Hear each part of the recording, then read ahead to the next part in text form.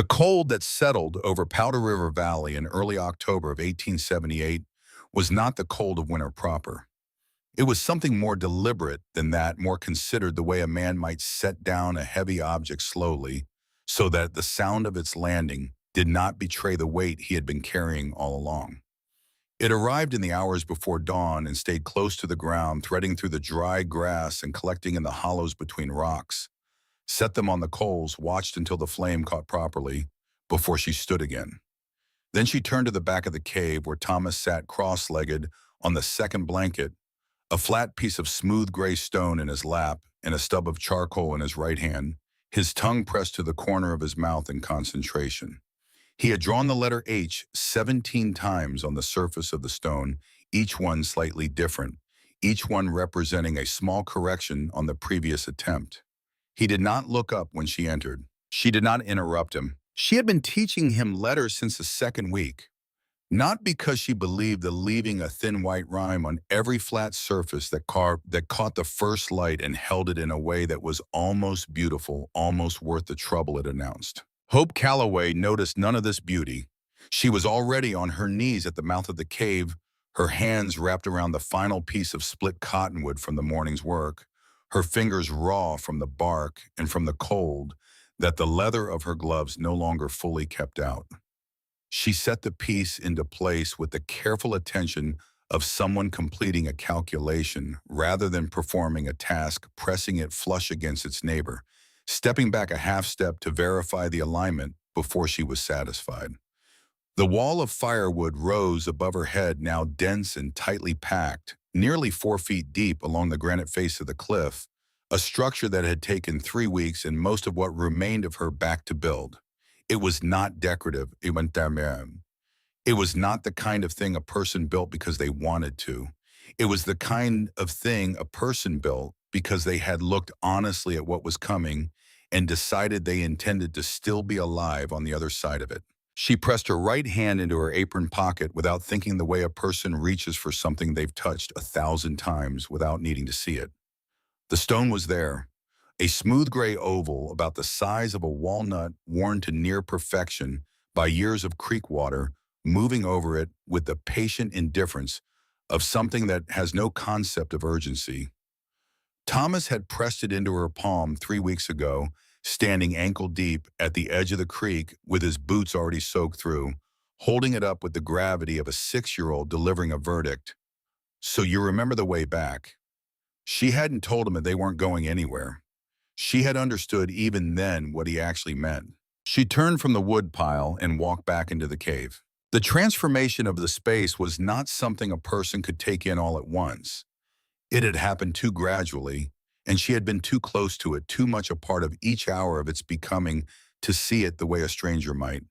What had been 6 weeks ago, a wide, low chamber smelling of wet stone and something long dead, its floor a chaos of loose rock and compacted earth, had become something that functioned, which was not the same as being comfortable, but was not nothing. Daniel had done the floor first. 3 full days of leveling, of working a pry bar under embedded stones and rolling them out by hand, of hauling buckets of loose material out and using it to reinforce the low wall he was building across the cave's entrance. He had done this with a systematic quietness that she recognized as his particular fluency, the same quality he brought to every piece of wood he had ever worked, the same way he would stand before a plank and study the grain before he ever raised a tool, reading something in it that other people simply did not see. The shelves he had built directly into the irregular face of the cave wall were evidence of that same quality pushed to its limit. He had not forced the wood to be straight. He had cut each shelf to follow the actual contour of the stone behind it, fitting the timber to the rock, rather than the other way around, so that each shelf sat in its place the way a key sits in a lock, held not by fasteners alone, but by the precision of the fit. They were full now. Dried herbs hung in bundles from the lowest overhang of the ceiling, their smell filling the middle air of the cave with something that was green and serious and alive. Clay jars lined the shelves in rows, each one sealed with a cloth tied tight at the throat with a length of cord, each one containing something that Hope had gathered, prepared, stored with a knowledge she had not learned from any book or from any school, because there had been no book or school that offered it. Her grandmother had taught her the language of the land, not the romantic version of it that appeared sometimes in newspapers printed in eastern cities. Not the idea of wilderness as a backdrop for the adventures of men, but the actual grammar of it, which was practical and specific and required attention. Which roots could be ground into flour? Which bark steeped long enough would bring down a fever? Which berries were dangerous and which dried and combined with rendered fat and dried meat would sustain a working body through a winter that had not yet decided when it would end? Hope had walked this new land near the cave with the methodical patience of a student reviewing a text she had already read, but knew she would be tested on identifying cataloging, harvesting only what could be spared, leaving the rest to set seed in return. The fire was low at the stone hearth that stood in the center of the cave's main chamber. Daniel had built the hearth from river stones, selected over 3 separate trips to the creek bed, chosen not for their appearance but for their density and their lack of moisture content, arranged in a configuration he had sketched out first with a stick in the dirt of the cave floor, rebuilt twice before he was satisfied with the draft. The flue was not built at all in the conventional sense. He had found a natural fissure in the ceiling of the cave that ran at a slight angle toward the exterior face of the cliff, and he had routed the smoke box of the hearth to connect to this fissure through a channel of fitted stone, so that when the fire burned, the smoke rose, turned, disappeared into the rock above them, emerging some 30 feet up the cliff face as nothing more than a faint shimmer in the air above bare granite. It was cold outside and the fire was low, but the cave was warm. Not the aggressive warmth of a room heated beyond comfort, but the steady, reliable warmth of a space that had been thought about carefully, where the stone itself had absorbed enough heat over weeks to give it back slowly, where the packed snow that had accumulated against the outer wall acted not as a threat, but as insulation holding the interior temperature in a range that was survivable, which was the only range that mattered. Hope moved to the hearth and added 2 pieces of wood from the small stack kept inside of letters would matter in any immediate way. Not because the acquisition of literacy was the most pressing concern of their daily existence, but because the mind required engagement, the way the body required food. And because she had made a decision on the first morning, they woke up in the cave that whatever happened to them, whatever the coming months brought or refused to bring, Thomas would not look back on this time and remember only cold and fear in the absence of things. She was going to give him something to carry forward.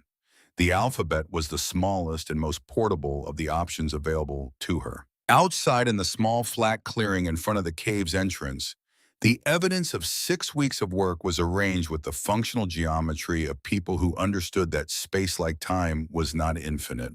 The wood pile against the cliff face, a drying rack made from green willow branches lashed with strips of rawhide, standing bare now that the harvest was in, but available for use again. A fire ring of fieldstones set at a distance that kept sparks away from the wood pile.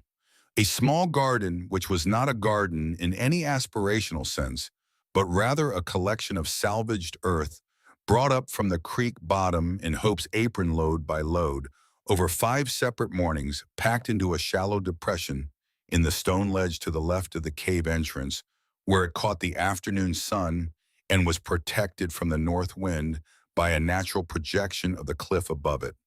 The potatoes were in the ground there, not growing anymore, not at this temperature, but in the ground. In the sand-lined storage hollow Daniel had dug 3 feet down, where the temperature would stay constant enough to prevent sprouting. It looked like nothing from a distance, like wreckage possibly, like the temporary camp of people who had not yet decided where they were going.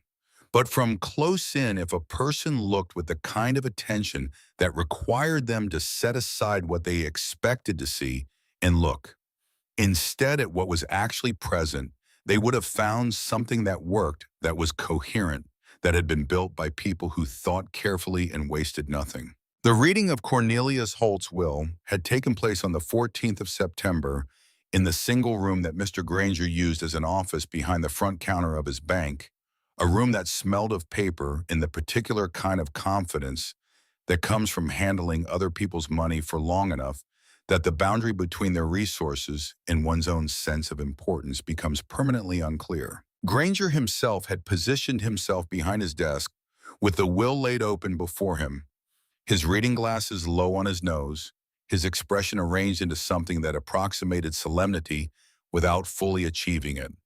He was a man of perhaps 55, well-fed, with the careful grooming of someone who believed that appearance was a form of argument. His desk was polished to a degree that suggested he paid someone else to polish it. The surface was nearly clear. On it, in addition to the open document, sat a single pen, a glass of water, and an ink blotter that had never been used hard enough to show much mark. The room held 11 people. Cornelius Holt's two surviving sons stood at the back with their wives dressed in their best, already carrying themselves with the posture of men who have been privately informed of good news and are now performing the social duty of appearing surprised by it. The Reverend was there because Cornelius had been a regular attendee and a reliable donor, and because his presence at events like this served a legitimizing function that no one examined too closely. 3 other men from the town's mercantile class were present, along with 2 of Cornelius's neighbors, whose land abutted his in ways that made the distribution of the estate a matter of some relevance to their own futures. Hope and Daniel stood to the left of the door.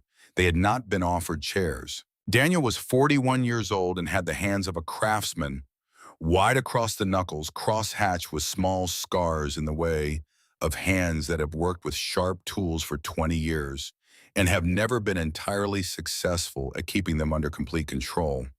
He was not a large man, but he occupied his space with a density of presence that had nothing to do with physical size, a stillness that came from a long habit of concentration. He had combed his hair. He was wearing the jacket that Hope had brushed clean the night before. He stood with his shoulders level and his hands at his sides, and he looked at Granger across the room with the expression of a man attending to a piece of information he has not yet decided what to do with. Hope stood beside him in her good dress, which was not particularly good, and felt the shape of the room's attention distributed around them in a way that she was experienced enough in human social dynamics to read accurately. The 2 sons had been briefed. Everyone else knew in the broad strokes what a reading of Cornelius Holt's will was likely to contain, which was land and cattle for the family and disappointment politely administered for anyone else present. She and Daniel were the anyone else. They had understood this before they walked through the door. Granger read the document in the measured cadence of a man who enjoyed the sound of his own diction. The sons received what they had expected: the south pasture and the east pasture, the main herd of longhorns, the primary buildings including the house and the 2 large barns, the water rights to Whole Creek, the equipment in the equipment shed, which was inventoried in a separate document available for review. The church received a donation the Reverend received with a small bow and an expression of practiced gratitude. A neighbor received an easement that had apparently been a matter of long negotiation. Then Granger reached the final item. He read it without changing his tone. The property known locally as Holtz Folly, consisting of a section of exposed rock face on the northern edge of the valley, with the cave formation at its base, was bequeathed to Cornelius Holt's niece Hope and her husband, Daniel Calloway, along with the recorded deed which was attached to the document as Exhibit C. A sound moved through the room that was not quite laughter. It was something more restrained than that, more controlled, the social equivalent of laughter with the actual sound removed, but the shape of it still present in the faces of several of the men nearest the back wall. One of the Holt sons studied the floor. The Reverend became suddenly interested in a point somewhere above the window. Granger slid the deed across his polished desk toward them using 2 fingers, the way a person moves something that has gotten onto their desk by accident and needs to be relocated to somewhere more appropriate. The gesture was small. It was also, Hope thought, the most precisely rude thing she had witnessed in recent memory, and she filed it away with the same care she gave to everything she observed and was likely to need later. Daniel walked to the desk. He picked up the deed. He read it, taking a full minute, then folded it once along the crease and placed it inside his jacket pocket. He looked at Granger with an expression that contained no heat and no supplication and no request for anything at all.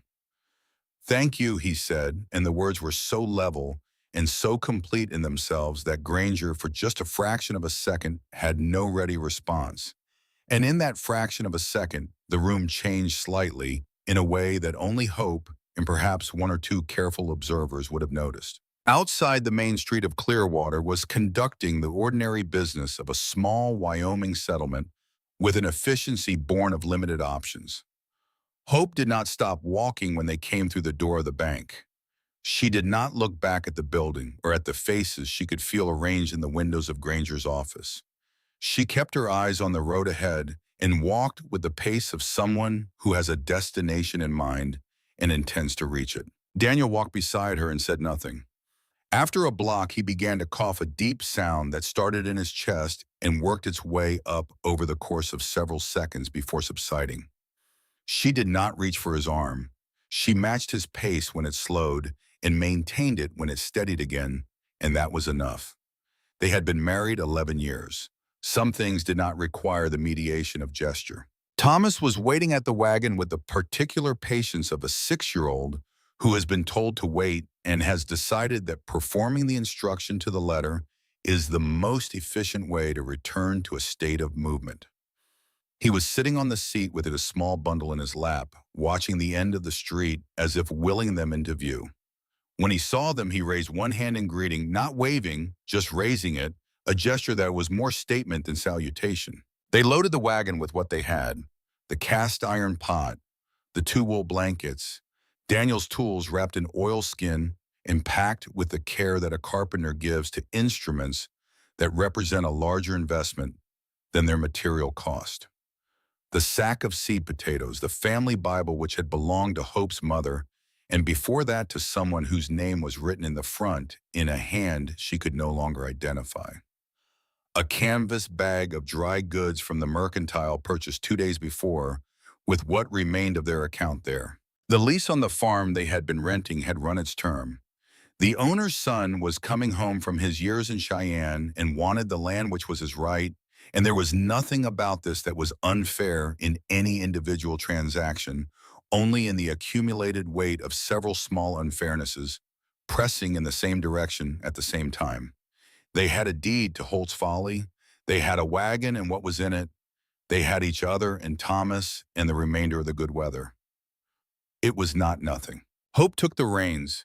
She did not look back at the town as they moved past the end of the main street and onto the northern track. She could feel the attention of the place on her back, the way a person can sometimes feel the specific weight of a thing without seeing it, but she did not turn. There was nothing behind her that she needed.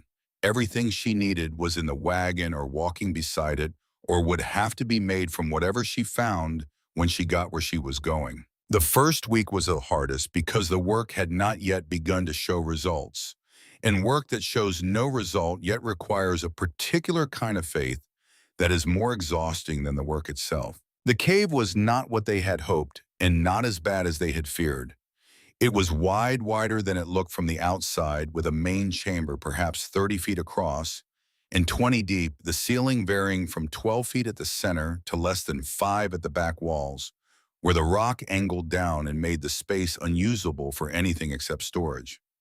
The floor was a problem, not impossible, but a problem lumped with debris that had accumulated over however long the cave had been undisturbed, which appeared to be a significant period of time based on the age of the animal bones near the back and the density of the dust that rose when they first walked in. Daniel stood in the entrance and looked at it for perhaps 2 minutes without moving.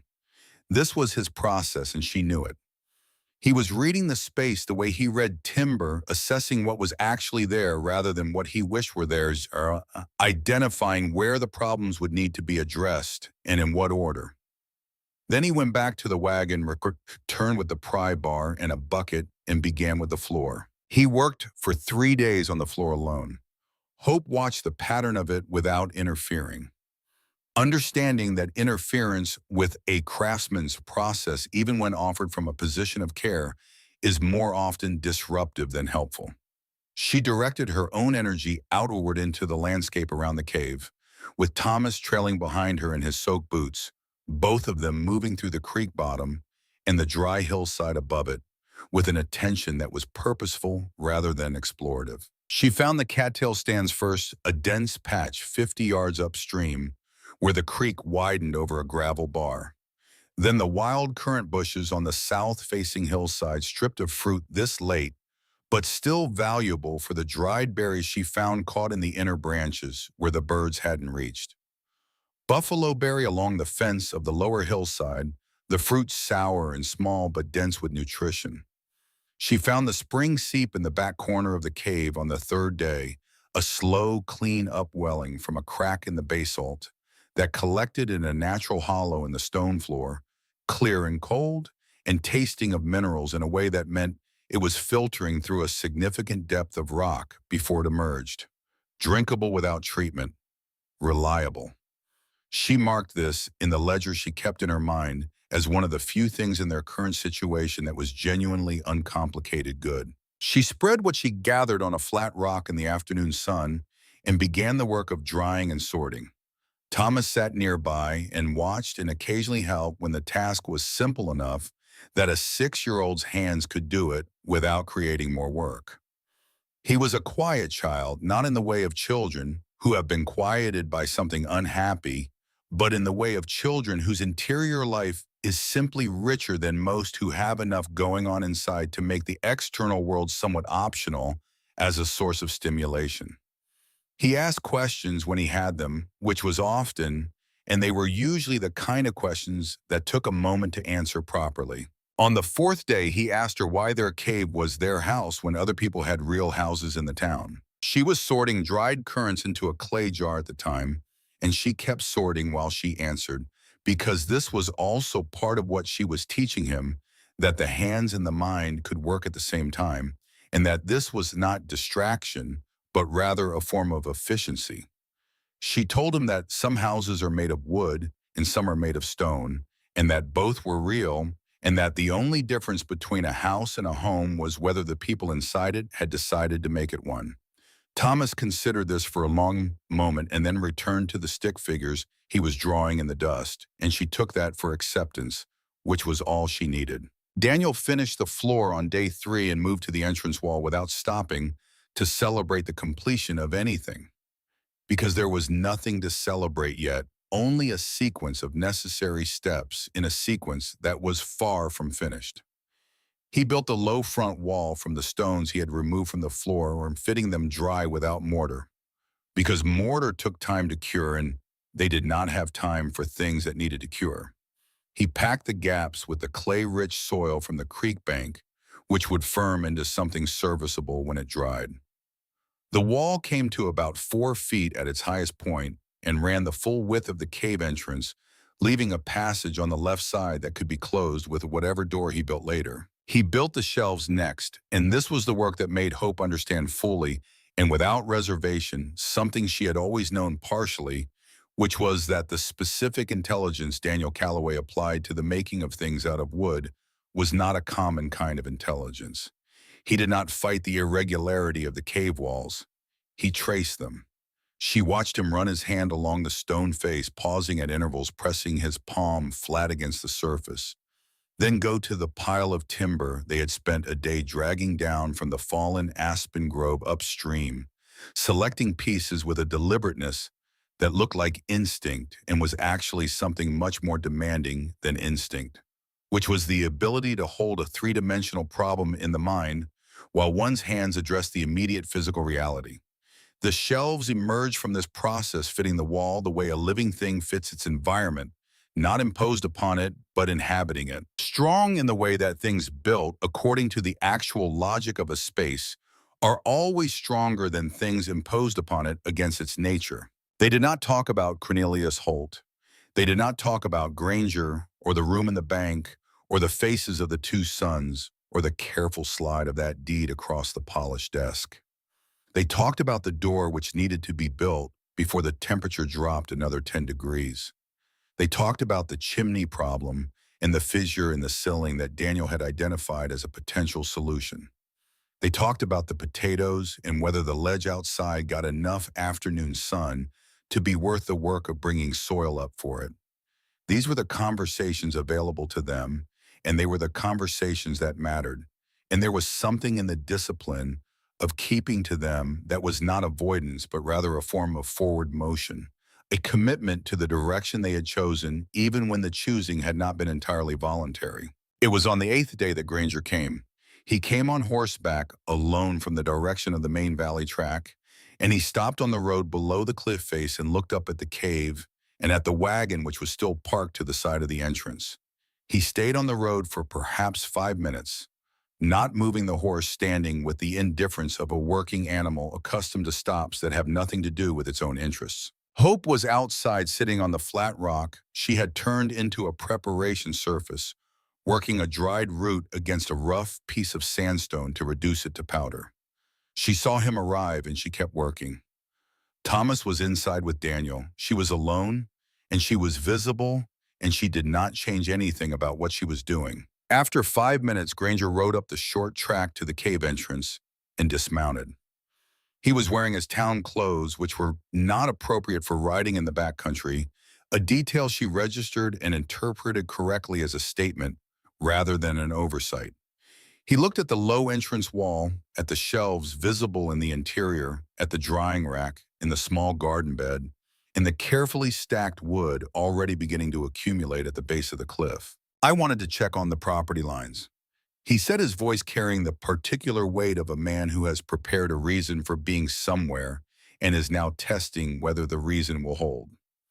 The deed description in Cornelius's will refers to the original survey markers. I want to make sure there's no confusion about what falls within the boundary. Daniel had appeared at the cave entrance, drying his hands on a cloth. He looked at Granger with the same quality of attention he gave to any piece of work that required assessment, not hostile, not welcoming, simply present and evaluating. Granger continued. He talked about the territorial land laws in a way that was fluent, but also slightly overprepared, the way a person speaks when they have rehearsed and are now performing the rehearsal. He mentioned a provision, he said, regarding parcels in the Northern Survey that required demonstrated economic improvement within a specified period, or the land reverted to the territorial holding. He mentioned 2 years. He mentioned the bank's role as executor of the Holtz estate. He mentioned his own obligations in that capacity with a tone of reluctance that was entirely unconvincing. Daniel listened to all of this without interrupting. When Granger finished, Daniel looked at him with an expression of complete neutral attention. "Can you leave that in writing?" The 7 words landed with a flatness that had nowhere to go. "Whatever provision you are describing, if it's in the territorial law, there'll be a document. I'd like a copy." The pause that followed was brief but full. Granger straightened slightly. He said there were various documents and that he would look into the matter.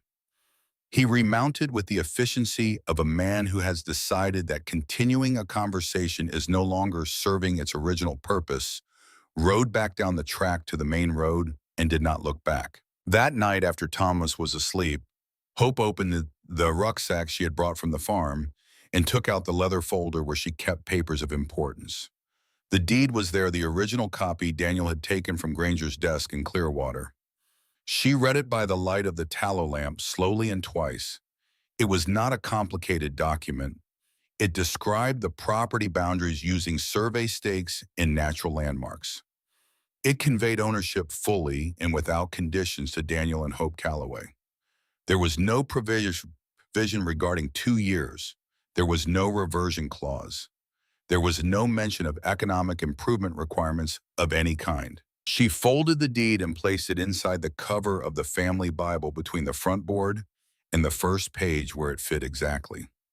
She set the Bible on the shelf Daniel had built closest to their sleeping place, where it was accessible without being obvious.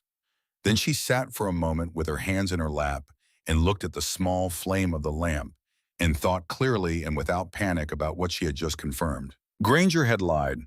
Not carelessly, not by error, but deliberately, with specific language designed to create a pressure that had no legal foundation and would not survive contact with anyone who knew the actual law, which meant he wanted something. which meant the land, despite everyone's confident public assessment of it as worthless, was possibly not entirely worthless to a man who was paying close enough attention to it to ride out here personally and apply pressure based on a fabricated statute. She did not know yet what he wanted from the land.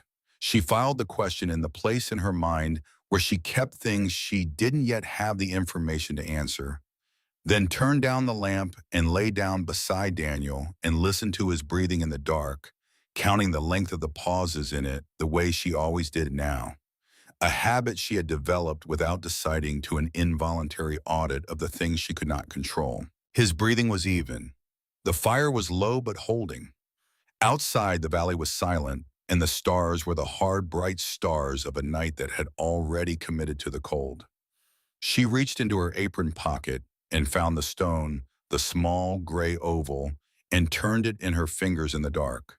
Her son had told her it was so she would remember the way back. She thought about that now in a different context, and what she concluded listening to the breathing of the man beside her and the fire at the center of their stone room was that they had not in fact gone anywhere. They had arrived somewhere. The distinction seemed small. It was not small. The aspen grove upstream yielded more fallen timber than they had initially estimated, and this discovery made on the 12th day when Daniel had gone further upstream than before looking for a specific diameter of timber for the door frame changed the mathematics of their winter preparation in a direction that was measurable and welcome. He came back with information instead of wood, a full stand of downed aspen. Perhaps 40 trees brought down by some past combination of wind and age lying in a configuration that made them accessible without the drag distance being prohibitive. They spent 4 days on the timber alone. All three of them went upstream each morning, carrying tools, and came back each afternoon pulling or carrying pieces cut to the lengths Daniel had specified, Thomas contributing a genuine portion of the hauling, even accounting for the adjustment required for a 6-year-old's output. Daniel processed the timber on site as much as possible, cutting and rough shaping at the grove to reduce the weight of what needed to be moved. What came back to the cave was already more wood than material. It was already becoming in the way that raw material becomes something else the moment a craftsman's intention is applied to it. The door that Daniel built from this timber was not beautiful. It was not meant to be. It was meant to seal the entrance against a wind that old Walt, whom they had not yet met, would later describe in terms that made the door's construction feel like the project it actually was. Daniel fitted it into the frame with a tolerance that left no gap visible to the eye, using the understanding of how wood moves in cold and damp to leave the fractional expansion space that would prevent it from binding when the temperature dropped and the moisture changed. He hung it on iron hinges that had come in his toolbox and fitted it with a wooden bar that dropped into iron brackets on the inner face so that it could be sealed from inside. When he swung it closed for the first time and dropped the bar, the difference in the sound of the air inside the cave was immediately perceptible, a settling of acoustics that registered as quiet in a new and more complete sense. He coughed that evening for a longer time than usual. The sound of it had a depth and a resonance that Hope had been tracking for weeks, the way a navigator tracks a shoreline in poor visibility, not looking directly at it, but always knowing where it was. She said nothing. She heated water, steeped the bark she had identified upstream as white willow, added a small portion of dry ginger root from her stores, and brought the cup to him without ceremony or comment. He took it and drank it with the same matter-of-fact quality he brought to everything, and that night when he thought she was asleep, she heard him calculating quietly a barely audible iteration of numbers that she recognized as his accounting of the woodpile, which meant he was not thinking about his lungs. He was thinking about whether there was enough. Not enough for him, enough for her and Thomas. She lay still and let him have the silence he was working in. And when his breathing finally evened out into sleep, she stared at the ceiling of the cave and understood with a completeness that went past thought into something more physical that she was not going to let him worry about this any more than she could help.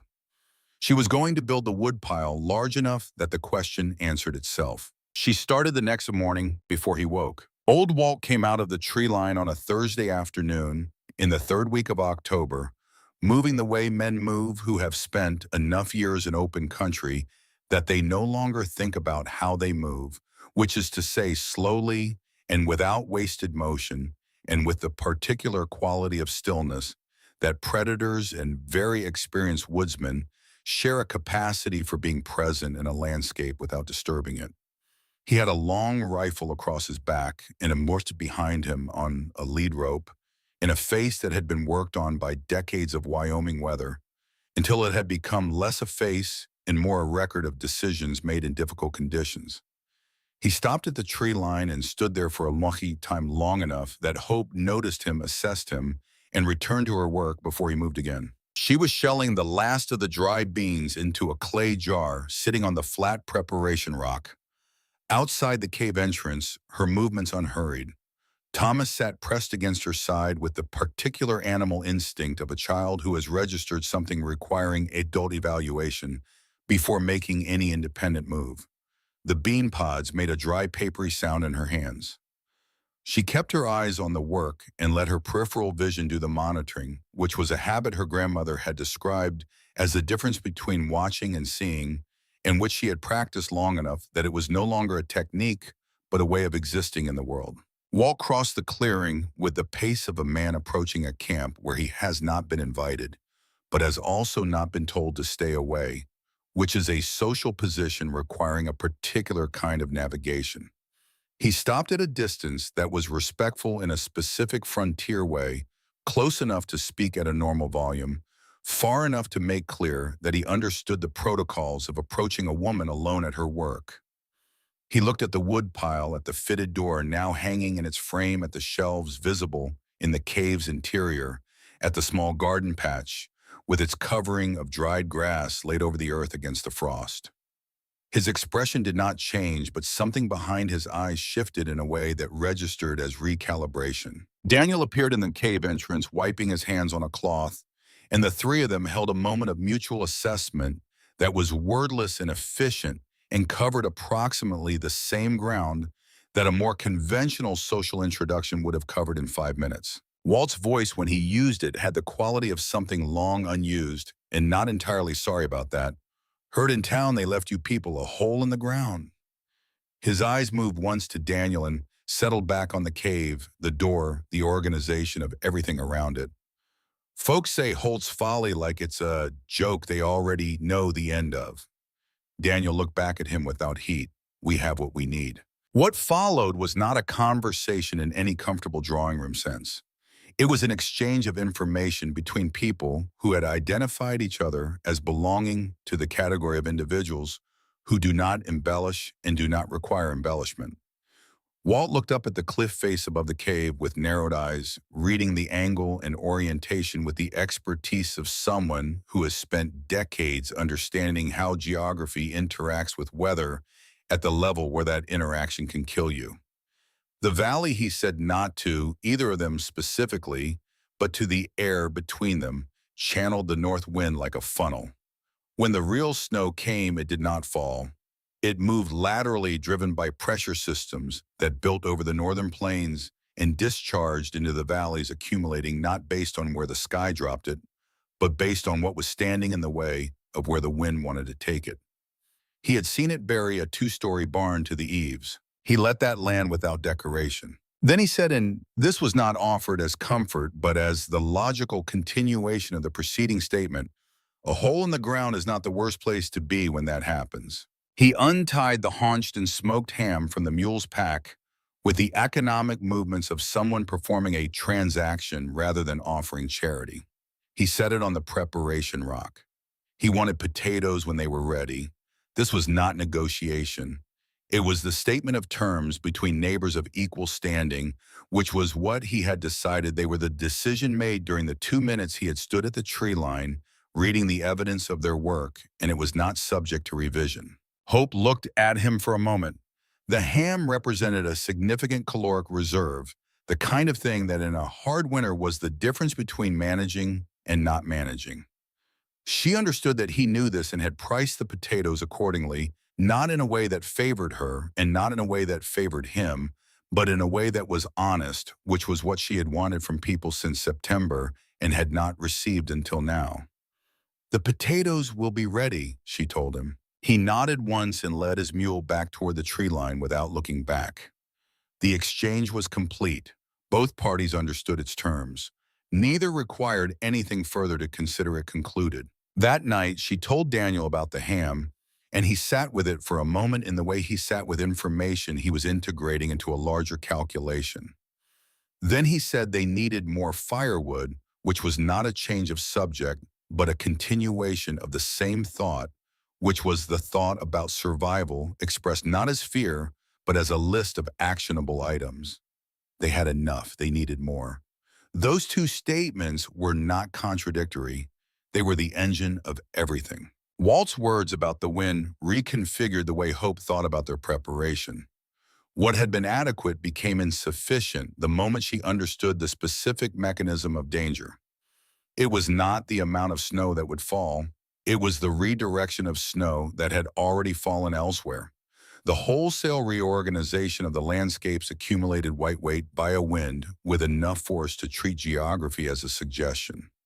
She stood outside the next morning and looked at the cliff above the cave with this new understanding, tracing the contours of the rock face, the way the cliff curved slightly to form a concave surface that would catch and hold anything the wind drove against it, the way the cave entrance sat at the base of this natural collection point like a drain at the bottom of a basin. They were in precisely the right position to be buried. She did not share this conclusion with Thomas. She shared it with Daniel, who listened, looked up at the cliff with the same expression she had seen him give to structural problems in wood, the expression of someone who has identified a constraint and is now looking for the solution it contains rather than the problem it presents. He said they needed the wood pile to be large enough to act as a secondary wall. He said they needed the door to be openable from the inside underload. He said they needed a tool inside the cave specifically for digging upward if it came to that. He said all of this in the same tone he used to discuss the door hinges, and she found that she was grateful for this particular quality of his more than she could have articulated, which was the quality of treating existential threats as engineering problems, because engineering problems had solutions, and existential threats, handled as such, only had outcomes. They went back to the aspen grove. They went back 3 more times after that. The wood pile grew from a wall into a fortification dense and interlocked, extending further from the cliff face than a casual observer would have thought necessary and considerably higher than what a merely cautious person would have built. Daniel walked the perimeter of it each evening when they came in from the day's work, pressing his hand against it at intervals, testing its stability, adjusting pieces that had settled in ways that reduced the integrity of the structure. He was building something that would need to hold its shape under a force that neither of them had witnessed, but that Walt's certainty had made real to them as though they had. The dried meat cakes were a project that took 2 weeks of intermittent effort and required ingredients from 4 separate sources. The dried beef from the last of their salted stock, rendered fat from the bones she had simmered in the cast iron pot over multiple evenings, collecting the clarified fat that rose and solidified, dried berries from the hillside harvest, pine nuts from the lower grove cracked by hand against a flat stone with a smaller stone, the process loud and slow, in producing results that were worth considerably more per ounce than the labor of their production might have suggested. She combined these components in proportions she had learned from her grandmother without ever writing them down, pressing the mixture into clay molds she had formed from creekbed clay and fired slowly in the edge of the hearth over several nights, producing dense, solid cakes that she wrapped in the dried outer leaves of the cattails and stored in the cold section at the back of the cave where the temperature stayed low enough to prevent rancidity. Thomas helped with the pine nuts. He was not fast and he was not consistent, but he was present and willing, and the work kept his hands busy and his mind occupied. And she thought there was value in letting a child participate in the real work of their survival rather than constructing a separate, smaller, easier version of it for him to engage with. He would know what this winter had cost. He would also know what it had required and what it had produced, and she believed, without being able to prove it, that this knowledge would serve him for the rest of his life in ways she could not predict, but was confident mattered. Granger came a second time in early November, and this time he brought company. The company was Nathaniel Holt Cornelius' elder son, heir to the South pasture. The primary herd, the main buildings, a man who carried himself with the specific entitlement of someone whose expectations had never once required revision. He was perhaps 35, broad across the shoulders, wearing a good coat and good boots, in the expression of a man performing a social call that is also, in some other register, a form of reconnaissance. They rode up the track to the cave together, and they did not dismount. This was also a statement, though a subtler one than the two fingers on the desk maneuver from September.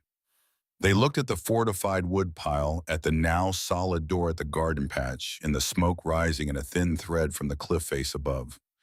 Nathaniel said nothing for a moment, and in that moment Hope watched him see the cave the way Granger had taught him to see it, which was as a problem that the weather would solve, and she watched him find some reassurance in this assessment and relax into it with the comfort of a man who has identified the outcome he prefers and decided to rely on it. Granger's voice was smooth with the practice of a man who has conducted unpleasant business often enough to have developed a technique. Nathaniel has expressed some interest in acquiring the Holtz Folly parcel.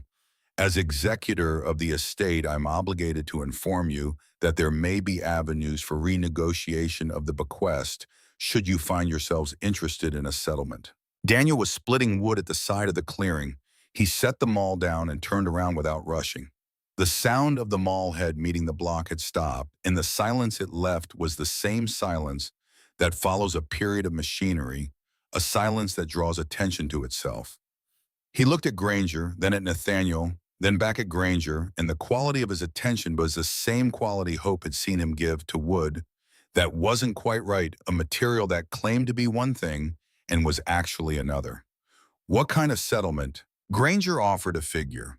It was not an insulting figure, which was more sophisticated than insult would have been, because an insulting figure could be refused with dignity, and a reasonable figure required actual consideration. Hope watched Daniel's face during the consideration and saw the thing she always saw there when he was working through a problem, which was the absence of the desire for the problem to resolve itself in a particular direction.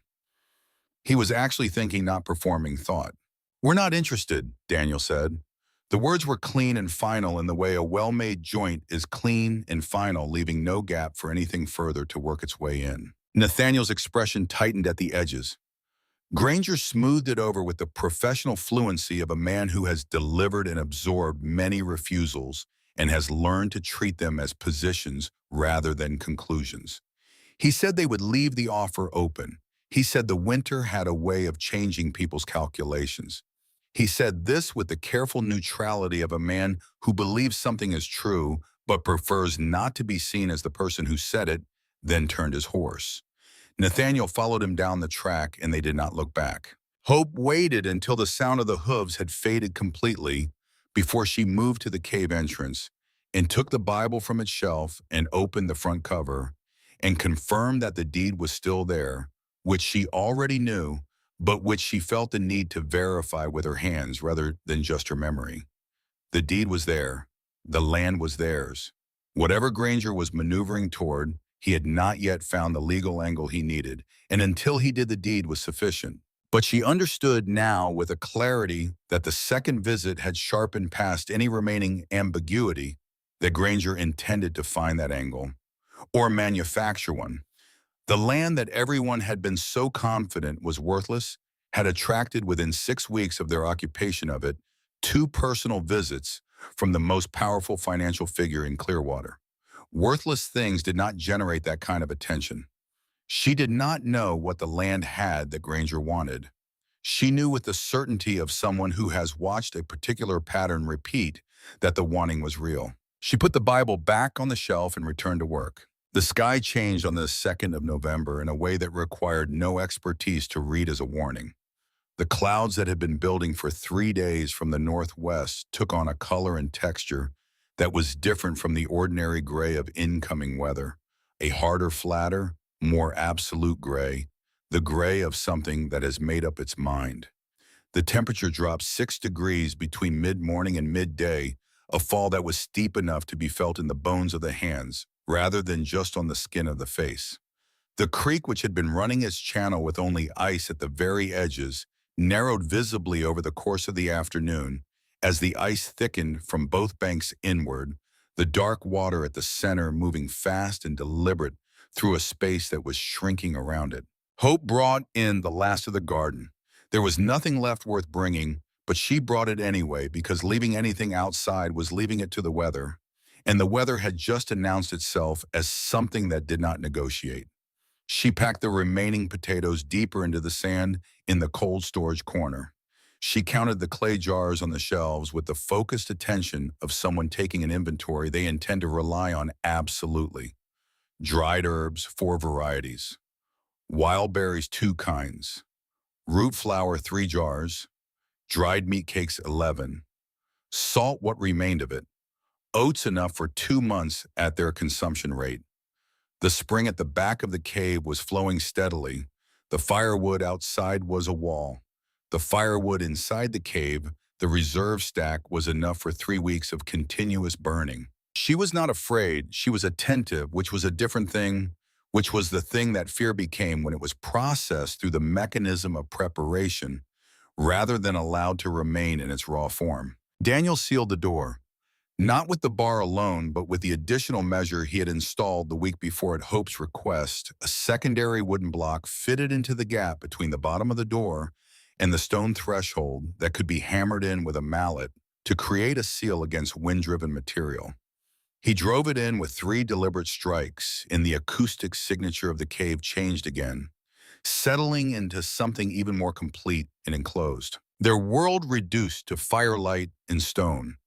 This was not a diminishment, it was a clarification. Everything that mattered was inside the circle of warmth. Everything outside it was weather. They fell into the rhythm of it within a day, because the rhythm was not new. It was only more concentrated, more fully itself, morning the oat porridge with a handful of dried berries for Thomas, the tea she made from the willow bark, and ginger for Daniel, hot water with dried currant steeped into it for herself. Day Daniel working at the small projects, he had accumulated a new mallet head, a wooden toy he was making for Thomas from a block of close-grained aspen, the process advancing by small stages over many sessions, in the way of all work that is done without urgency and with full attention. Hope grinding herbs, mending clothes, working through the cracks in the clay jars with fresh clay from the bucket she had brought inside before sealing up. Thomas at his letters on the flat stone, at his stick figures in the dust, at the quiet interior games of a child who has learned that the imagination is a place with no ceiling and no weather. They spoke in the shorthand of people who know each other well enough that much of the content of communication can be omitted without loss of meaning. Hope saying more wood meant she had recalculated the consumption rate against the outdoor temperature and was revising the daily ration. Daniel saying its holding meant the door seal was intact and the temperature inside was within the acceptable range. Thomas saying, "Can I have another cake?" meant the dried meat cake which he had developed a strong preference for as a late afternoon item, and the answer was always the same, which was yes, because the supply was calculated to support exactly that level of consumption, and the calculation had been made with Thomas's preferences as a known input. Outside, the first snow arrived 2 days after they sealed the door. It arrived silently, the temperature too low for the heavy, wet snow of a milder system, so what fell was small and dry and dense, and fell at an angle that suggested the wind had already begun its work before the snow had even left the clouds. Through the small peephole Daniel had bored in the door at eye height, they could see it collecting against the outer face of the entrance wall.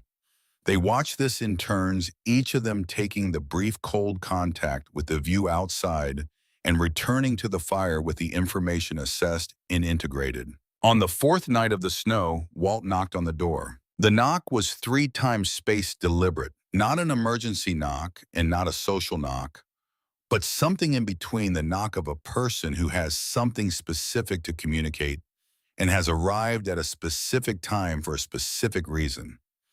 Daniel removed the bar in the secondary block and opened the door into a wall of cold air, and Walt's face, which was more serious than it had been at his first visit, in a way that was immediately legible as significant.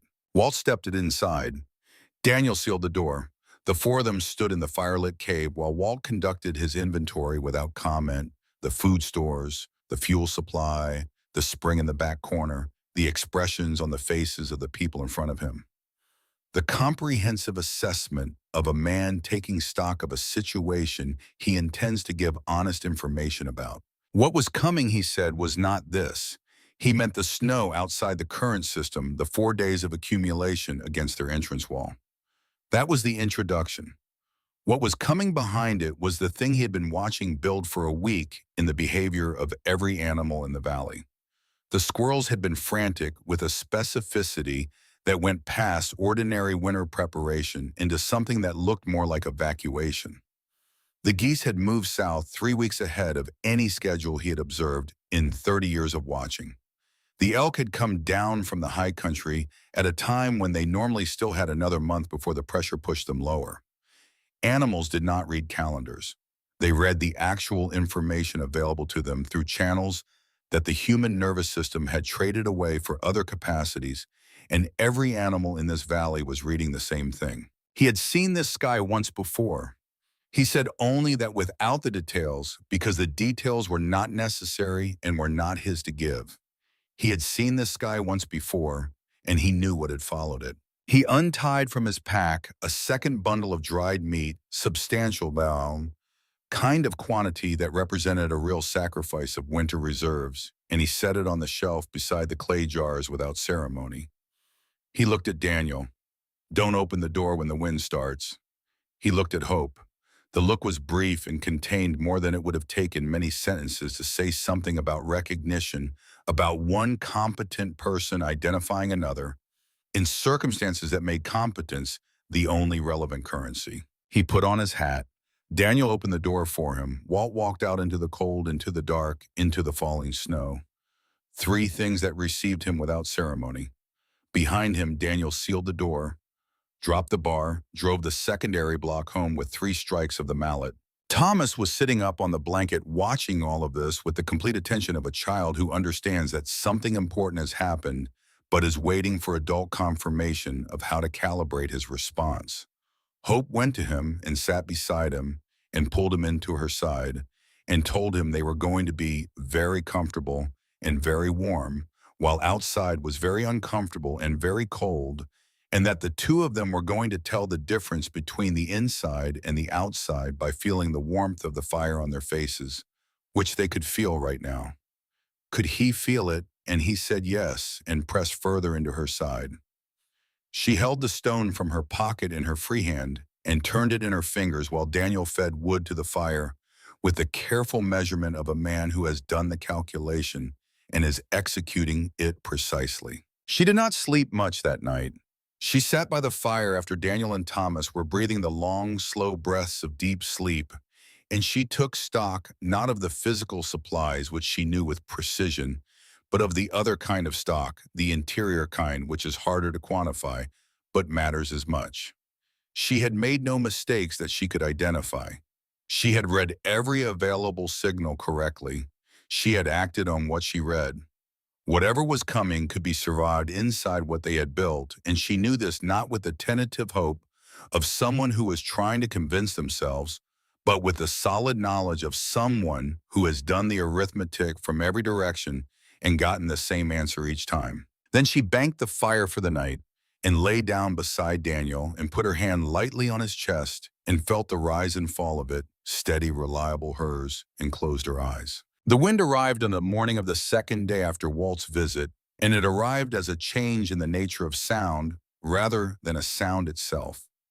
What had been the ordinary acoustic environment of a sealed cave, the creak of wood, the settlement of stone, the small domestic sounds of breath and fire, was suddenly underscored by a frequency so low it was as much physical sensation as noise, a vibration in the air that had no specific source, but seemed to come from the stone itself, as if the cliff face had found a register it had been working toward for a long time. By midday, it had become something that could no longer be called wind in the ordinary sense.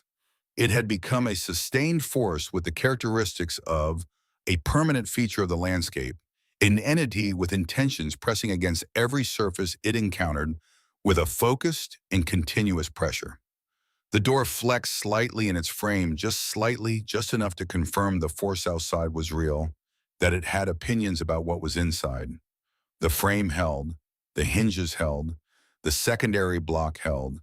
The sound it made was the sound of something trying to find purchase in a surface that had none to offer. The temperature inside dropped 2 degrees over the first day. This was manageable.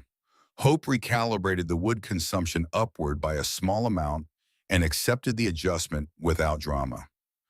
The spring at the back of the cave continued its slow, reliable delivery. The fire burned at the rate the fire had been calibrated to burn. The clay jars on the shelves held what they held.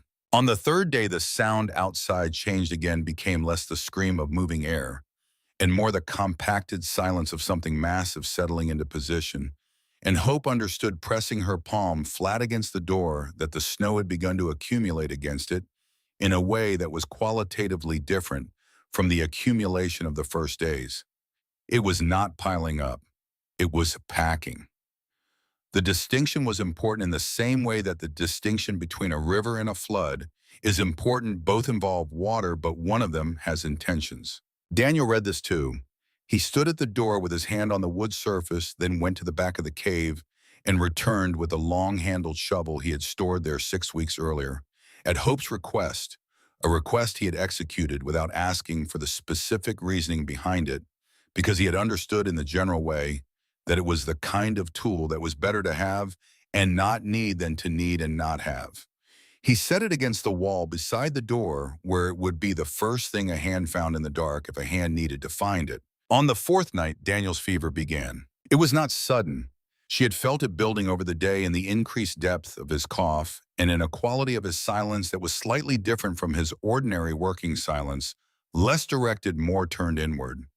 By evening, it was in his skin, a dry heat that she felt when she pressed the back of her hand to his forehead, not the sharp burning of an acute illness, but the sustained warmth of a system working hard against something it was taking seriously. She built the fire, hotter heated water, made the strongest concentration of the willow bark preparation she had stored, adding the dried thyme and the small amount of dried elderberry she had been saving for exactly this kind of contingency. He drank it without protest. He was not the kind of man who protested being tended to, partly because he understood its necessity, and partly because protesting would have required energy that he was applying elsewhere. He lay on his back and she sat beside him with her hand on his chest, monitoring the rate and depth of his breathing with the focused attention of someone for whom this particular data point was the most important number in any calculation currently available. His eyes were open, and in the firelight she could see that he was thinking. She knew what he was thinking because she knew him, and what he was thinking was the same thing he had been thinking the night she heard him counting inventory under his breath, which was the question of sufficiency, the question of whether what they had built would be enough for the people it had been built for, if the person who had built it was no longer part of the equation. She put her hand over his and held it. "The wood is enough for March," she said. "The food is enough for March. We are going to be in this cave in March." She said it not as comfort, but as fact, in the same register she would use to describe the current temperature or the depth of the spring, and he received it in that register and was quiet for a moment. Then, with a practicality that was entirely characteristic, "The shovel's by the door." She told him she knew. He closed his eyes. The storm continued for 2 more days at full intensity. During this time, the inside of the cave maintained a temperature that was survivable, which was warmer than survivable in practice, because the mass of packed snow against the exterior of the cave was performing exactly the function Walt's observation had predicted, acting not as a threat, but as insulation, holding the interior temperature in a range that the fire could maintain without exhausting the fuel supply at an unsustainable rate. They were buried. They were also in a way that would have been impossible to explain to anyone who had not experienced it protected. The mountain had closed over them, and inside the mountain they were warm. Daniel's fever broke on the fifth night. She knew it by the change in his breathing, a loosening, a decrease in the careful quality of each breath that had told her his body was managing something difficult. By morning he was more himself, quieter than usual, but present in the way he was always present, which was completely. He ate the oat porridge, drank the tea, sat up.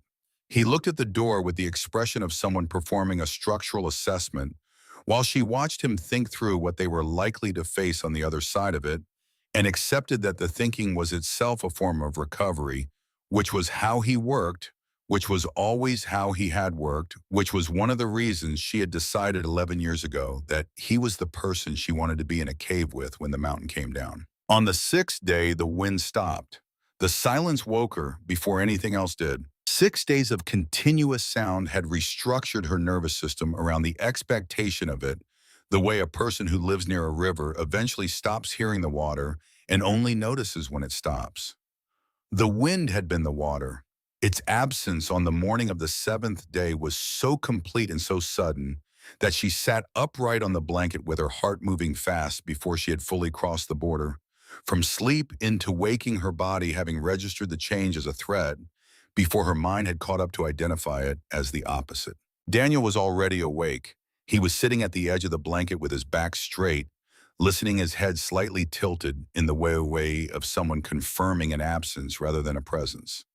The fire had burned down to coals, but the cave was warmer than it should have been for that level of fuel warmer, because the snow packed against every exterior surface was still doing its work, still holding the interior temperature in the range that their 6 days of careful burning had achieved. The spring at the back dripped into its hollow with a sound that was suddenly, in the new quiet, the loudest thing in the world. Thomas slept on beside them, with the complete unconsciousness of a child whose body has decided that the night is still operational, regardless of what the adults near him are doing. His breathing was even and slow. His face in the coal light was entirely peaceful, and Hope looked at it for a moment with an intensity that was not anxiety, but its exact reversal, a form of certainty so strong it felt physical. Daniel stood and moved to the door and put his palm flat against the wood. He stood like that for a long moment, feeling for information.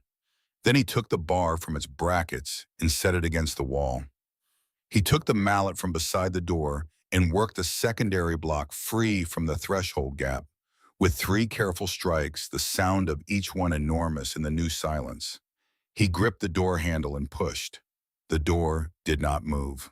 He set his shoulder against it and pushed with the weight of his full body behind the effort, the muscles in his neck and jaw tightening with the force of it, and the door moved perhaps a quarter of an inch and stopped, as though the mountain itself had decided to hold it closed from the other side. He stepped back and looked at it with the expression of someone who has encountered a problem and is now determining its actual dimensions before responding to it. Solid, he said, his voice flat and informational, because the information was what mattered, and the information was that they were not going to walk out through the front door on this particular morning. He went to the wall where the long-handled shovel leaned, took it down, returned to the door, and spent a moment examining the upper left corner of the frame, where the gap between the door and the stone revealed when he held the lamp close. Not air, but the dense blue-white of compacted snow, pressed so tight against the exterior surface that it had fused into something closer to ice than to the loose accumulating material that had started the process 6 days ago. He identified the corner as the point of least resistance.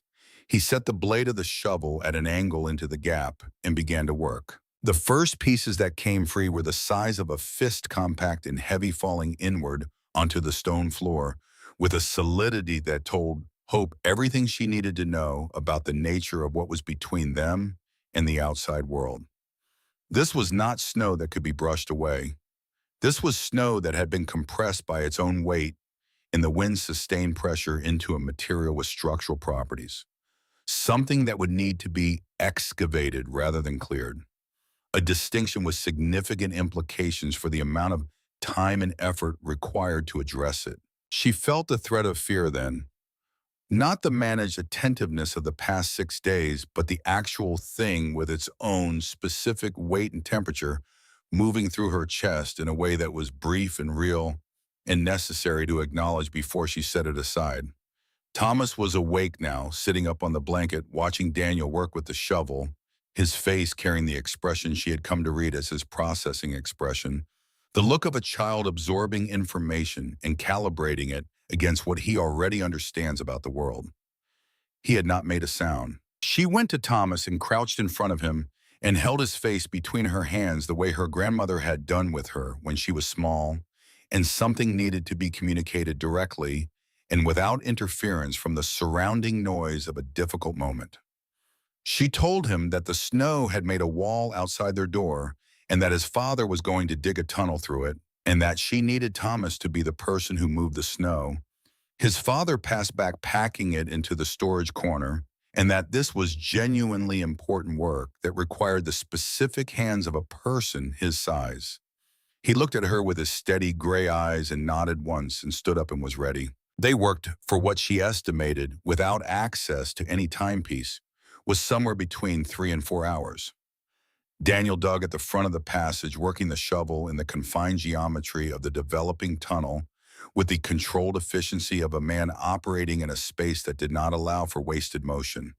He passed loads back to Hope, who passed them to Thomas, who packaged them into the storage corner with the systematic seriousness of someone who has been given an assignment and intends to execute it completely. The rhythm of it was the rhythm of all the work they had done since September, the translation of a problem into a sequence of manageable actions, each one building on the one before, the whole emerging from the accumulation of parts in the way that all constructed things emerge. The air in the tunnel grew close and difficult as it lengthened, the oxygen thinning in the way it thins in any confined space where multiple people are working hard. Daniel's coughing in the tunnel was different from his coughing in the open cave, more contained, more compressed, the sound of it bouncing back from the snow walls around him, and Hope listened to it with the monitoring attention she always gave it, while continuing to move her hands and her body through the work, because stopping was not a response available to her. He was still running a low fever. She could tell by the quality of the sweat on his face when he backed out of the tunnel to pass a load and then turned immediately to go back in the shade of it, too bright for the amount of cold in the air. She did not say anything about this because there was nothing useful to say about it, and everything useful to do about it was already being done, which was what she meant when she thought about the difference between managing a situation and being managed by it. Then, without announcement or ceremony, the quality of the light in the tunnel changed. Daniel had been working with his body blocking most of the lamplight from reaching forward, so the tunnel had been primarily dark at its leading edge. The change was subtle at first, a slight increase in the ambient brightness, a shift in the color of the snow walls from the yellow of tallow lamp light towards something cooler and more absolute. Then Daniel made a sound that was not words but needed none. He drove the shovel forward one final time. The blade broke through. Open air. A column of light, sharp and white and cold enough to appear almost solid, poured into the tunnel, like water finding its level, flooding the cave behind it with the specific blue-white radiance of a Wyoming winter morning after a storm. Daniel went through first. He pressed himself up through the opening with the effort of a man whose body is operating on reserves rather than supply, his arms shaking slightly with the final push. Then he was out, and she could hear him moving on the surface above. She lifted Thomas and pushed him upward into Daniel's hands and felt the weight of him disappear from her grip as he was pulled through. Then she followed, pulling herself through the tight passage and out into the world. The cold hit her face with a physical force that was almost corrective, the way a sharp sound corrects disorientation, bringing her instantly and completely into the present moment of her senses. She stood upright and looked. The valley was gone. In its place was a white country with the topography of a different planet, a landscape of enormous drifted forms that bore no relationship to the geography she had memorized over 6 weeks of daily navigation. The trees along the creek were suggestions of themselves, dark branching lines emerging from white mass at their very tops. their trunks and lower limbs entirely subsumed. The ridgeline to the south was softened into curves that had not existed before. The sky above all of it was a blue of such absolute clarity and cold intensity that looking at it for too long created a physical response in the eyes, as if the sky itself was a surface with a temperature. She and Daniel and Thomas were standing on top of the snow. The surface was packed hard enough to hold their weight without breaking, sculpted by the wind into a series of ridges and hollows that caught the low winter sun and threw shadows of extraordinary sharpness. The mouth of their cave was beneath their feet. The cliff face that had stood 30 feet above the cave entrance now appeared perhaps 15 feet above them, which meant the drift that had formed against it had buried them somewhere in the range of 15 feet deep at its center. And the knowledge of this, standing on top of it in the cold, clear air, produced in Hope a feeling that was not triumph, not quite, but was in the same family as triumph related to it, the way a foundation is related to the building it supports. She looked at Daniel. His face was still pale from the fever, but his eyes were present and sharp-looking at the valley below with the same comprehensive assessment he had given every problem they had encountered since September. Thomas stood between them on the compacted surface and looked at the transformed world without speaking, his breath making small clouds in the cold air, then bent down and picked up a piece of surface snow and examined it with the serious attention he gave to objects that interested him, turning it in his mitten. They needed to understand what had happened to the town. This was not a sentimental impulse. There were practical implications to whatever the storm had done to Clearwater that would affect their own situation in ways she could not yet fully assess. And she had learned over the course of a life that had not always been easy, that the sooner you looked directly at a difficult reality, the sooner you could determine what it actually required from you, rather than what you feared it might require. The 3 miles to Clearwater took 3 hours. The surface of the snow held their weight in most places, and in the places where it didn't, they sank to the knee and extracted themselves and moved on. Daniel's pace was slower than it had been 6 days ago, and she adjusted hers to match without comment. Thomas moved with the surprising efficiency of a small person on snow, his lightweight an advantage for once on the compacted surface, staying between his parents without being asked to. The devastation became visible gradually, the way the full extent of a large thing is often obscured by its own scale until you are close enough for the individual elements to become legible. The first sign was the absence of the sound of the town, which should have been audible at this distance on a still morning. Then the geometry of what should have been roof lines appeared wrong against the sky, wrong in the way of things that have changed their shape under a force they were not built to resist. Then they were close enough to see clearly, and what they saw was the evidence of what happens when a system designed for one level of load encounters a force that operates at a different order of magnitude entirely. The new grain storage building that Nathaniel Holt had been constructing on the east side of town, the structure whose rising walls and proud roof peak had been a regular topic of conversation among Clearwater's merchant class through the fall, had come down in a way that was total rather than partial. Its roof beams had not bent. They had broken a distinction with significant structural meaning, indicating that the load applied to them had exceeded not just their design capacity, but the capacity of the material itself.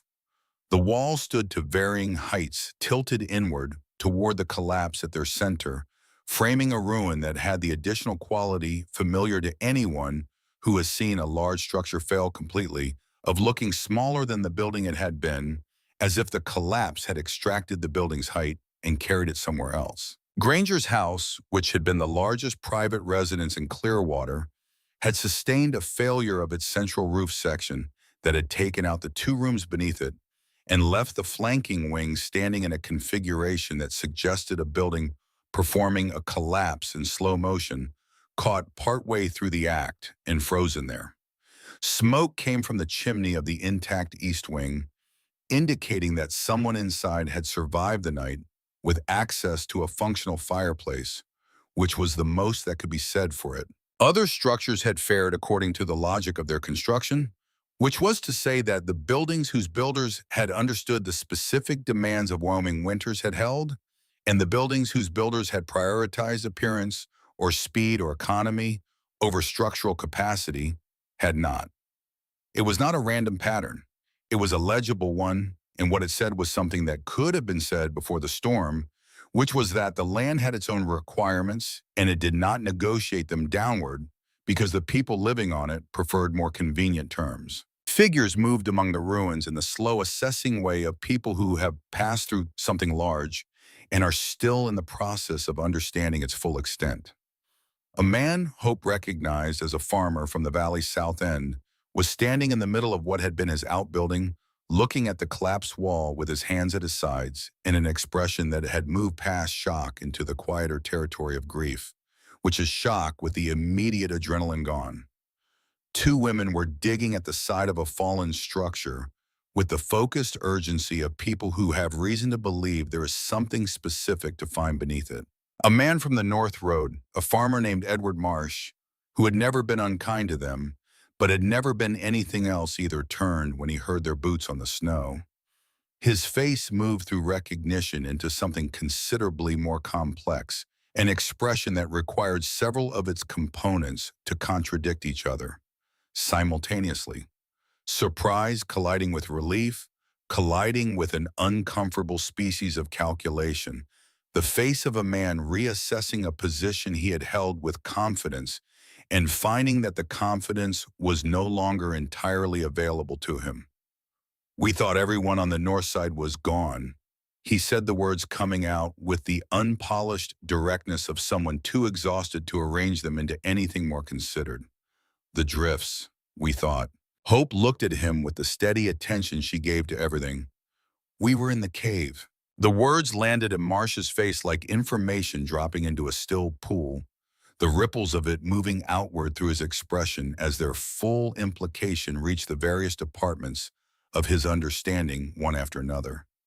The cave, the place everyone had laughed about, the hole in the ground that Cornelius Holt had given them as the final articulation of his contempt.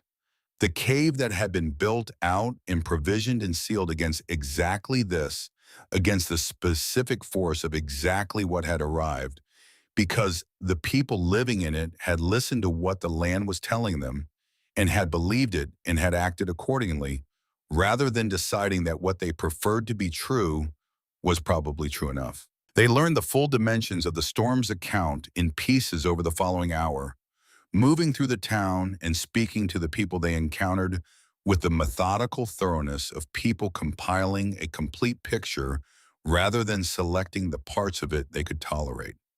14 people had not survived. The causes varied in their specifics but shared a common structure, which was the failure of some system that had been assumed to be adequate and had proven not to be a roof, a fuel supply, a shelter that was less substantial than it had appeared from the inside during the decision to rely on it.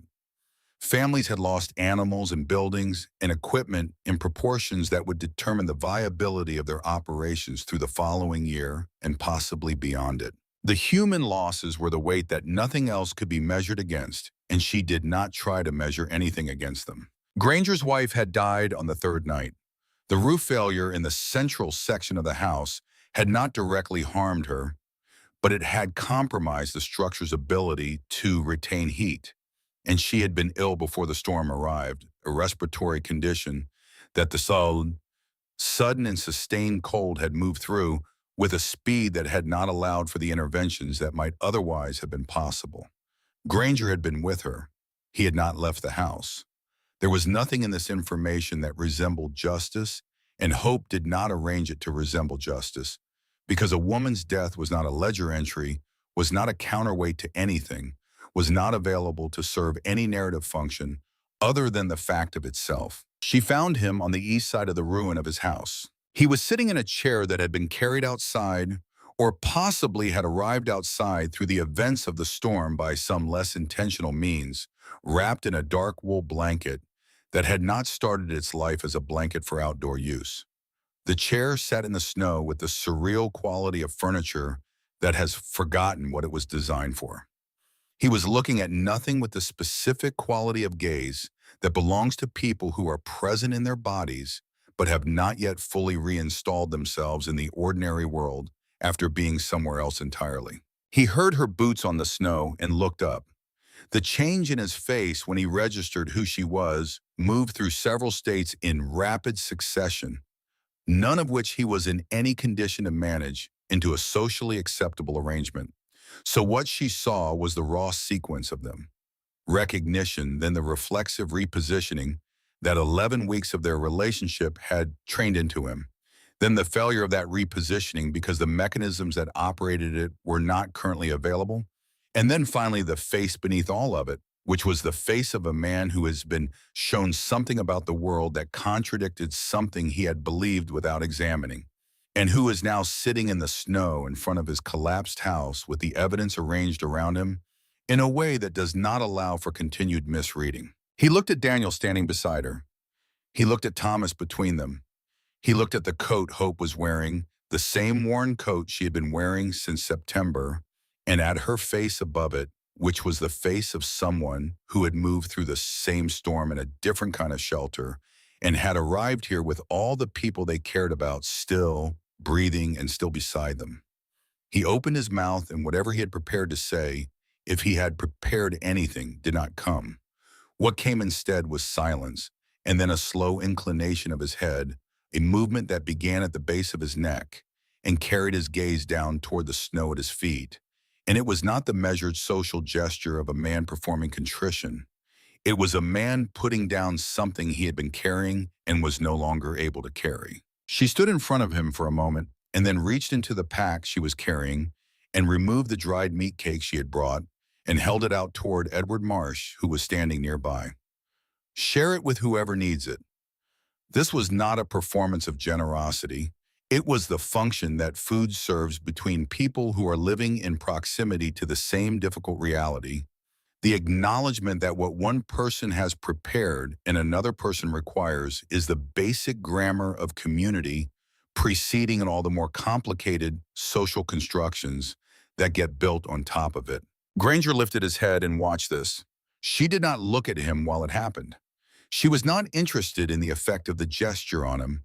She was interested in the gesture. She asked Marsh about Walt. He looked at her with a slight uncertainty, placing the name. The old trapper, she said. The man who came through from the north side. Marsh shook his head slowly. Walt kept to himself up on the north ridge. Nobody really tracked his movements. Nobody had seen him since before the storm. She looked toward the tree line from which Walt had emerged on that October afternoon, the dark edge of the forest above the White Valley floor, and she held the question of him there without forcing it toward any particular resolution. He had known this country for 30 years. He had looked at the sky that preceded the storm and recognized it from something in his own history and had come to their door in the dark to tell them what he knew. Whatever had happened to Walt in the storm, whatever shelter or situation he had committed himself to on the North Ridge, had been chosen by a man who was better acquainted with this particular land's capacity for violence than anyone else in the valley. She trusted that acquaintance. She could not do more than trust it. They did not stay long in Clearwater. There was nothing she could do for the structural failures, and nothing she could say to the grief that would move it in any direction. Grief can be usefully moved in by words from an acquaintance. The food she had brought was in Marsh's hands and would go where it was needed. The living would address the work of living. The dead required only the acknowledgement that they had been real and that what had happened to them mattered, and she had made that acknowledgement internally, and it did not require external expression to be complete. On the return journey, the light was dropping from midday toward afternoon, the sun already moving toward the southwestern ridgeline, with the speed that December light moves committed to its departure. The snow threw the last of the highlight in long blue shadows across the white surface, and the three of them moved through this landscape in single file, Daniel in front, Thomas in the middle, Hope at the back, their tracks behind them, the only mark on a world that had reorganized itself into something new and was not yet done, becoming whatever it intended to be. Thomas stopped at one point on the return journey and crouched down and picked something up from the surface of the snow. He examined it for a moment, turning it in his mittened hand, then pulled the mitten off with his teeth to feel it directly. A stone flat and smooth, the gray of creek stones that had been worked by water for a long time. He stood and turned and held it out to Hope without a word, his expression not ceremonial, not loaded with any explicit meaning, simply offering. She took it and felt its cold, smooth weight in her palm alongside the first stone that was already there, the one he had given her 6 weeks ago at the creek, held both of them together in the same hand, and felt the difference between their temperatures. The new one colder, the old one carrying the warmth it had absorbed from weeks in her pocket, and she put both of them in her apron where they had always been kept. The entrance to the cave required excavation from the outside before it was usable as an entrance again. Daniel cut steps into the face of the drift from the surface down to the level of the door, a task that took the better part of an hour in the failing light, while Hope and Thomas cleared the cut material to the sides. When Daniel opened the door and the warm air from inside met the cold air of the winter evening, the breath of the cave was the breath of everything they had built. Wood smoke, dried herbs, the mineral undertone of the spring water, the accumulated smell of preparation, intention, months of work compressed into a single breath. Thomas went in first this time. She watched his small shape descend the cut steps and pass through the door and disappear into the warm interior. Then Daniel stood aside with his hand on the doorframe, and she went in and he followed and closed the door behind them and fitted the bar back into its brackets and drove the secondary block home with 3 strikes of the mallet and the sound of the outside world reduced to the absolute silence of rock and packed snow in winter. She built the fire from coals to flame with the assurance of someone who has performed this action enough times that it requires no decision-making, only the muscle memory of it. Daniel sat on the blanket with his back against the cave wall and watched the fire catch, with an expression that had nothing more it needed to do. Thomas had already found his flat stone and was drawing on it with charcoal, adding to the accumulated letters and figures that covered its surface. In the layered record of 6 weeks of daily instruction, the first permanent documentation of his developing mind, drawn in a cave in Wyoming in the winter of 1878. She heated water for tea and for the evening meal, and while it heated, she sat with her hands in her lap and looked at the fire and thought about what the day had shown her, not the destruction which she had taken indirectly and without flinching, but the thing beneath the destruction, the pattern that the storm had made legible. There were 2 kinds of structures in the valley now, the ones that had held and the ones that hadn't. The difference between them was not luck and not location and not the relative wealth of their builders. The difference was whether the person who built the structure had been honest about what it needed to withstand, whether they had looked at the actual conditions they were operating in rather than the conditions they would have preferred, whether they had built for the real winter rather than for a winter they could afford to prepare for. The cave had not been a gift. It had been a test. The test was not whether they could survive in it, but whether they could see in it what it actually was rather than what everyone else had decided it was. Cornelius Holt had left it to them as a final expression of dismissal. Every person in Clearwater had read it the same way and laughed with the satisfaction of people who are certain about where they stand. They had all been certain that a hole in the ground was the worst thing a person could be given. None of them had considered that the worst thing a person could be given was a beautiful grain barn with no tolerance for load. Daniel's hand found hers in the firelight without either of them having directed it there, the way hands find each other between people who have been beside each other long enough that the gesture requires no conscious initiation. His temperature was normal now, or close enough to normal that the difference was no longer a data point she needed to track. She held his hand and listened to the fire and to Thomas's charcoal moving across the stone surface and to the silence outside, which was the silence of a landscape that had finished its most violent work for this season and was now simply being winter cold and permanent and indifferent and absolutely navigable by people who had prepared for it with honesty and care. Some things do not become home because they are given to you. They become home because you decide in the face of every reason not to that the work of making them so is the work you have chosen, and you do not stop choosing it. The stone walls held the warmth. The shelves held the provisions. The spring delivered its cold, clean water into the hollow in the floor. The fire held its center against the dark. Outside in the pocket of her apron, two smooth gray stones held the temperature of her hand, one warmer than the other. Both of them belonging there, both of them the weight of everything that had been found in a place where everyone else had seen only nothing. The seasons would turn, the snow would melt in March, and the creek would run loud with it, and the first green would push through the wet ground, and Thomas would put his boots in it the way children do, because the ground was there and his feet were there. Daniel would plane the first board of spring with the window light on. It read the grain, know what it could become.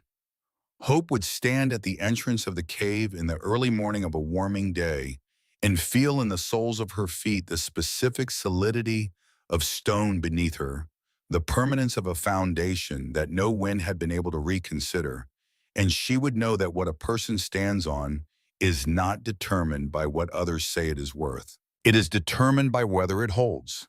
The fire burned, the stone remained.